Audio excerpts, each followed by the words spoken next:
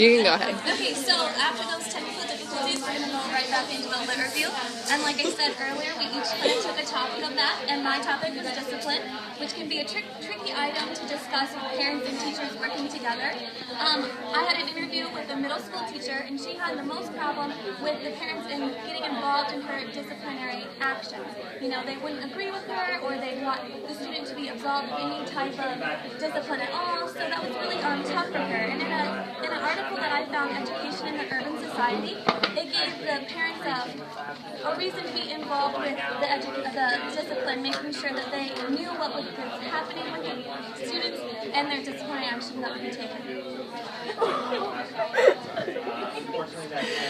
Okay, I focused my information on health, and this was sparked by my interview with the teacher, and she was asked a question whether to put a child on medication or not, and whether she's with that child or not. She's not a doctor. We found a survey where nearly 50% of parents said that they were first suggested to get their child treated through school personnel.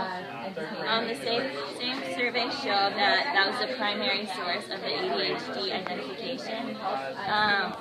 While teachers might be the first ones to recognize these issues, they should not be, and they're typically not involved in the diagnosis. The occurrence of teachers evaluating a student's response to the medication is actually more of their role, and they're not as involved as that as they should be. The teacher's interactions with students should be consistently noted, especially in regards to their health, and it's expected of them to give positive and negative feedback with their schoolwork, but they need to keep in mind that the student's health is also needs to be put into high regards. And if teachers are supposed to, or if they're going to make such recommendations for students to get tested, they need to have a working knowledge of the medications that the students are going to be put on or are already on. My research focused primarily on education, just specifically getting into the actual, nuts and bolts of what the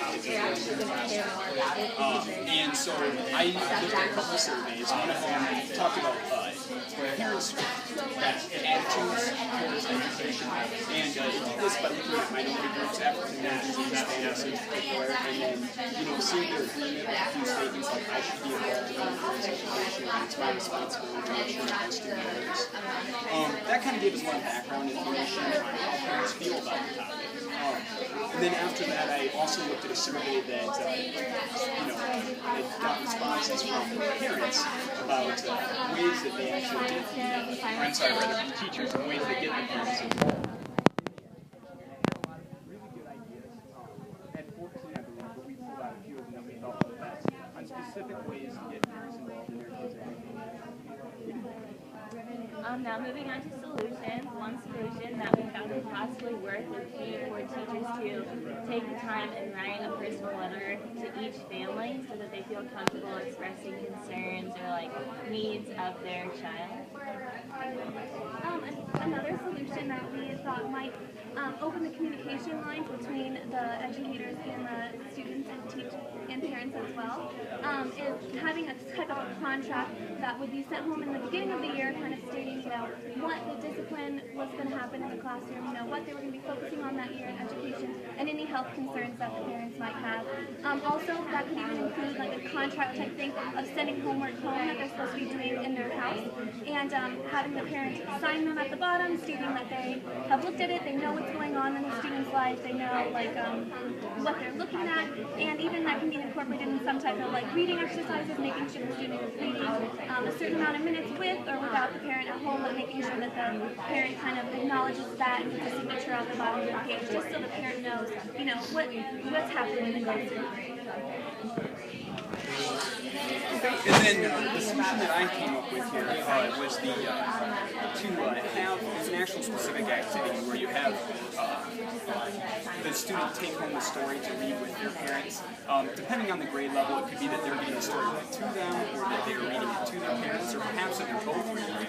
But the important thing is that they have an in-depth discussion with their parent about the topic that they're reading about, or the book they're reading about, and then the student can write up a little summary, work on their writing skills. It could just be a paragraph for each of their students, and the parent would be right there to help that student with that.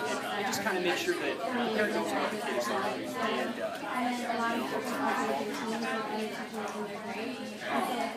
so we decided that the best solution was to take an eclectic approach. All of these things are, good for getting parents involved. The thing is, you just want to have a lot of ways that you can keep that dialogue going with them. So this means do send those personal letters, and maybe that means emailing it to parents if that's most convenient for them, or getting them an actual physical hard copy.